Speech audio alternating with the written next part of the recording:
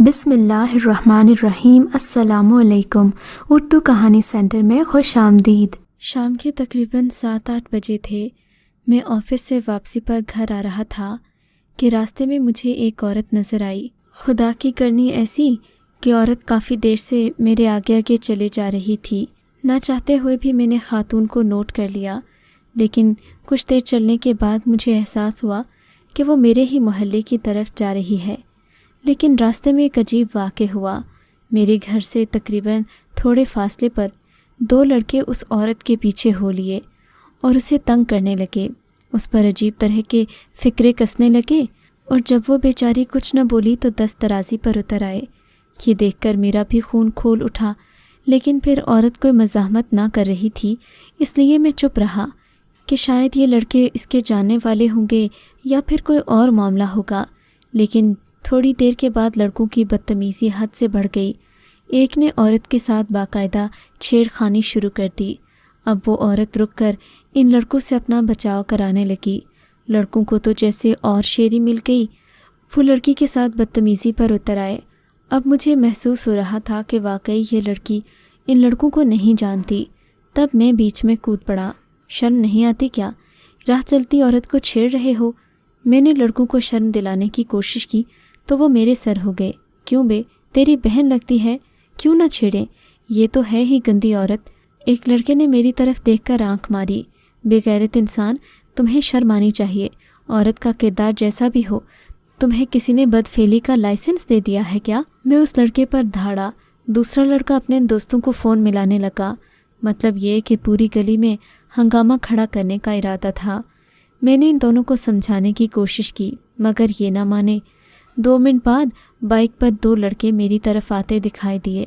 پتہ چلا کہ یہ تو پورے بدماشوں کی ٹولی ہے۔ میں سوچنے لگا کہ جہاں ایک مرد کے ساتھ یہ لوگ اتنی سی بات پر الجھ سکتے ہیں، وہاں بیچاری عورت کا کیا ہوگا؟ میں نے لڑکی کو پیچھے جانے کا اشارہ کیا تاکہ میں ان لڑکوں سے نمٹ سکوں۔ اب لڑکوں کی توجہ عورت سے ہٹ کر میری طرف ہو چکی تھی۔ میرا لڑنا جھگڑنا دیکھ کر محلے کے کچھ لوگ بھی جمع ہو گئے۔ معاملہ پوچھنے پر کھلنے لگا۔ پتہ چلا کہ یہ لوگ شازیہ نامی لڑکی کو تنگ کر رہے تھے، اور ان کا موقف یہ تھا کہ شازیہ ایک گندی عورت ہے، اس لیے وہ اسے تنگ کر رہے تھے۔ میں نے محلے کے بزرگوں سے درخواست کی کہ ان منچلوں کو سمجھائیں کہ اس طرح عورتوں کو چھیڑنا کوئی اچھی بات نہیں۔ خیر، معاملہ رفع دفع ہو گیا۔ میں اپنے گھر چلا گیا اور اپنے روزمرہ کے کاموں میں مگن ہو گیا۔ طبیعت میں کچھ تھکن سی تھی۔ چونکہ میں اس گھر میں اکیلا رہتا تھا، اسی لیے میری دیکھ بھال کرنے والا کوئی نہیں تھا۔ ہوٹل کا کھانا کھا کھا کر میں اکثر ہی بیمار پڑ جاتا تھا۔ اگلا پورا دن بخار میں پڑا پھنکتا رہا۔ پھر سوچا خود ہی اٹھ کر دوا گولی کرتا ہوں۔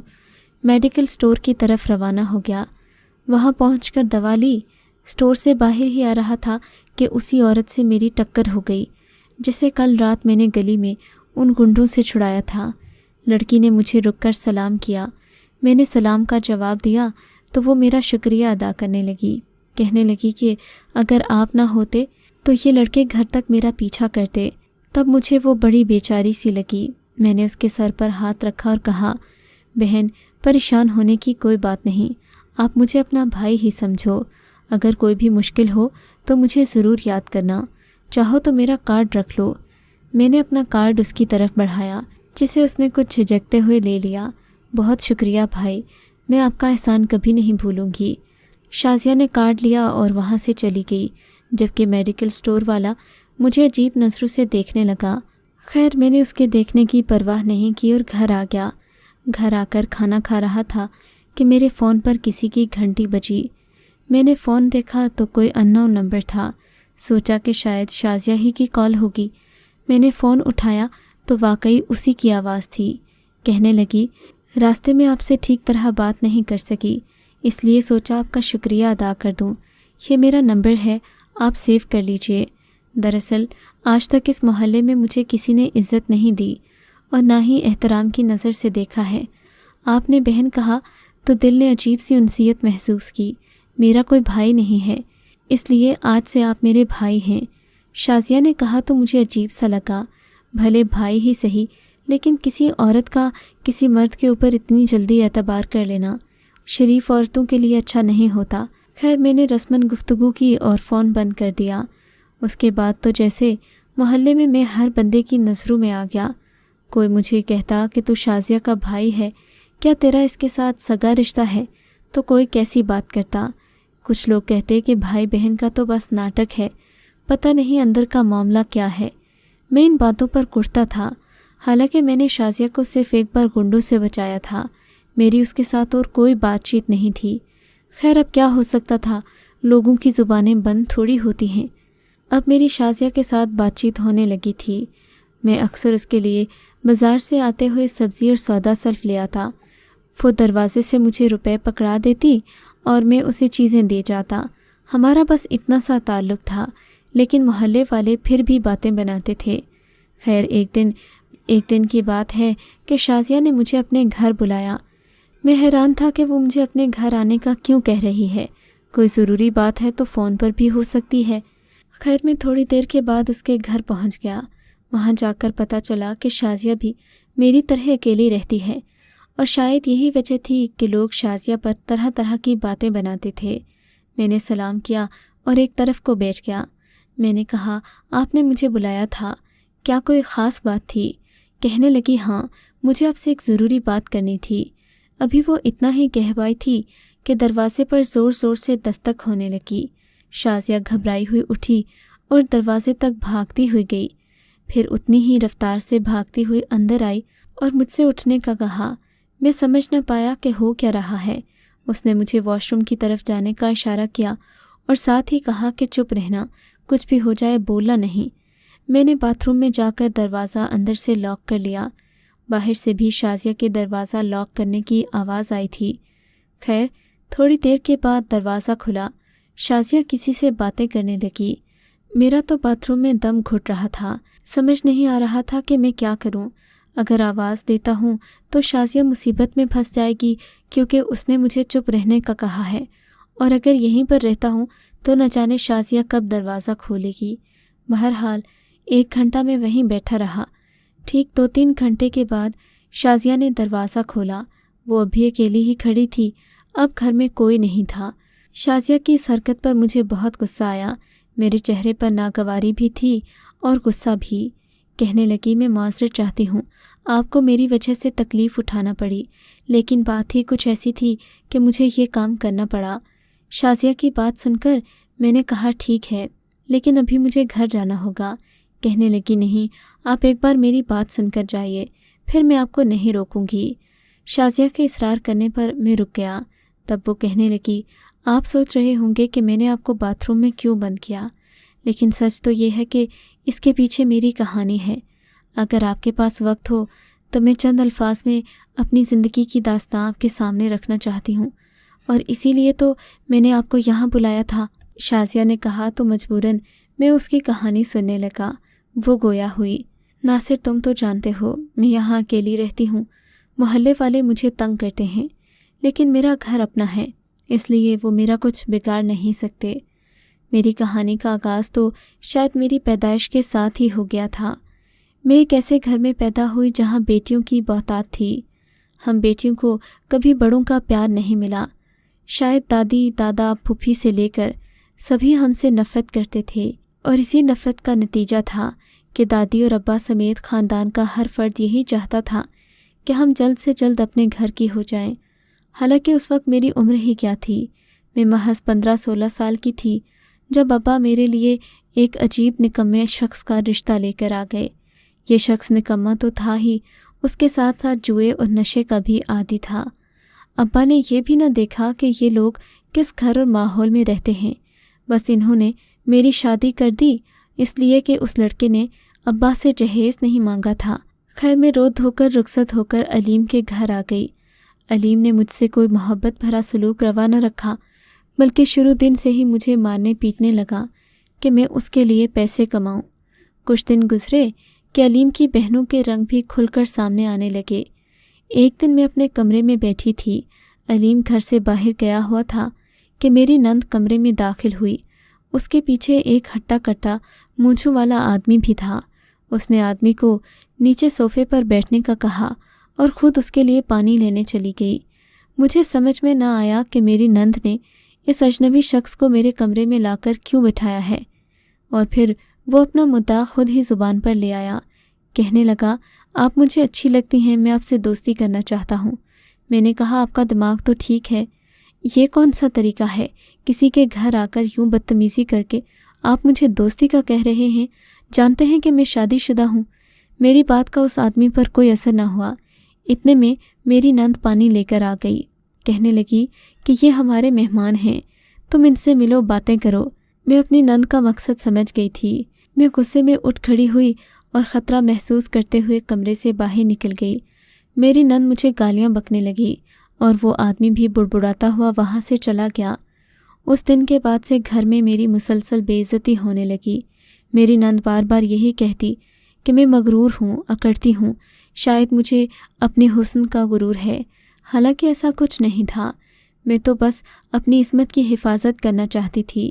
میری نند سے اگر کوئی بھی ملنے ملانے والا آتا تو میری کوشش ہوتی کہ میں ان لوگوں سے نہ ملوں بلکہ دور ہی رہوں، لیکن 2 مہینوں میں اس گھر کا ماحول کھل کر میرے اوپر آشکار ہو چکا تھا۔ میں جان گئی تھی کہ یہ لوگ کس قماش کے مالک ہیں۔ میری نندوں سے طرح طرح کے لوگ ملنے آتے، میری ساس انہیں منع نہ کرتی، بلکہ یہ لوگ کوشش کرتے کہ میں بھی انہی کے ماحول میں رنگ جاؤں، مگر میں عزت دار گھرانے کی بیٹی تھی۔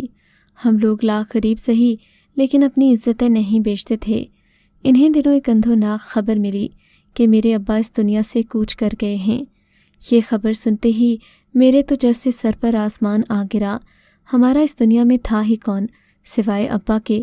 ابا اپنے پیچھے جو بھی زمین جائیداد تھوڑی بہت چھوڑ گئے تھے اس پر چچا نے قبضہ کر لیا۔ ہم لوگ بے سہارا سے بے گھر بھی ہو گئے۔ اماں نے اسی وجہ سے عجلت میں میری باقی بہنوں کی شادیاں بھی کر دیں۔ بس پھر کیا تھا، ہم پر جیسے بربادی کے دن آ گئے۔ اماں نے جلد بازی میں جن لڑکوں سے میری بہنوں کی شادیاں کی تھیں وہ تینوں نکمے تھے۔ اب ہم لوگوں کے گھر پر تو جیسے مصیبت نے ڈیرے ہی ڈال لیے تھے۔ میں گھر جاتی تو میری ماں رونے بیٹھ جاتی۔ ایسے میں مجھے لگتا کہ میرا مائکہ بہت ہی کمزور ہے، جہاں آ کر صرف اپنی ماں کو پریشان کرنے والی بات ہے۔ تب میں نے سوچا کہ میں آئندہ حالات کا مقابلہ خود ہی کروں گی، چاہے کچھ بھی ہو جائے ماں کو تنگ نہیں کروں گی۔ بس پھر وہ دن میں نے اپنی ساس اور نندوں کا ساتھ دینا شروع کر دیا، یہاں تک کہ میں ان کے رنگ میں رنگتی چلی گئی۔ ایک دن اسی طرح میری ملاقات شہریار احمد سے ہوئی۔ یہ امیر کبیر شخص تھا، اس کی زندگی میں کسی چیز کی کمی نہیں تھی سوائے محبت کرنے والی بیوی کے۔ دراصل اس آدمی کی بیوی نے اسے شادی کے شروع کے سالوں میں ہی بے وفائی کر کے چھوڑ دیا تھا۔ وہ کسی اور شخص کے ساتھ چلی گئی تھی۔ تب سے شہریار احمد کی زندگی میں کوئی دوسری عورت نہیں آئی تھی۔ بڑی مدتوں بعد میں اسے پسند آئی تھی۔ میں نے اس کی پسندیدگی کا خوب فائدہ اٹھایا۔ یہ اچھا موقع تھا کہ میں اپنی شرابی شوہر سے جان چھڑا لیتی۔ جس شوہر کو میری عزت کا خیال نہیں تھا، مجھے کیوں اس کی وفا کا پاس ہوتا۔ بس وہی لمحہ تھا جب میں نے اپنے بارے میں سوچنا شروع کر دیا۔ شہریار احمد کے ساتھ اپنی زندگی کا آغاز کر کے میں نے اپنے شرابی شوہر کو بھلا دیا، اور مجھے اس فیصلے پر کوئی پچھتاوا یا دکھ نہیں کہ میں نے اپنے شوہر کو چھوڑ دیا۔ لیکن میری شادی کے بعد ایک عجیب واقعہ ہوا جس نے میری زندگی کو اور کٹھن بنا دیا۔ دراصل میرا شوہر بہت شکی مزاج واقع ہوا تھا۔ وہ مجھ سے روزانہ قسمیں لیتا کہ میں اسے کبھی بے وفائی نہیں کروں گی۔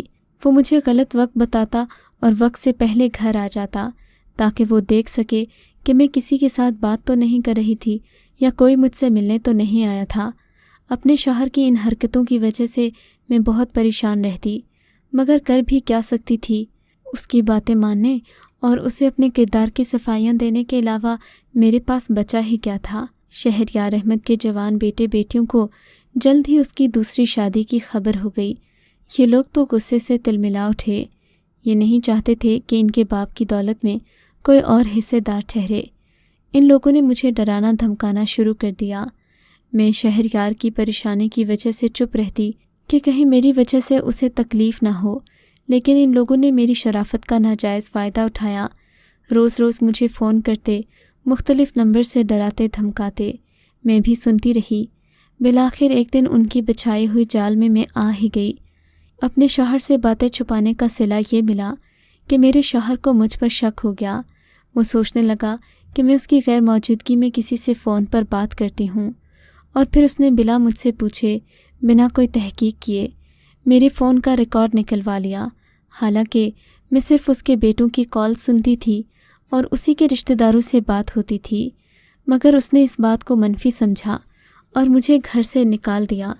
اس نے مجھے طلاق تو نہیں دی، لیکن میری شکل دیکھنا تک گوارا نہیں کرتا تھا۔ تب میں نے سوچا کہ میں خود کو ثابت کروں گی۔ میں نے اپنے شوہر سے کہا کہ وہ مجھے کبھی طلاق نہ دے، اپنے نام کے ساتھ میرا نام جڑا رہنے دے۔ میں اس کے ساتھ بے وفائی کی مرتکب نہیں ہو سکتی، اپنا آپ ثابت کر دوں گی، یا جب اسے یقین آئے وہ مجھے آ کر لے جائے۔ شہریار نے میری بات مان لی۔ اس نے مجھے ایک الگ گھر لے کر دے دیا اور میں یہاں رہنے لگی۔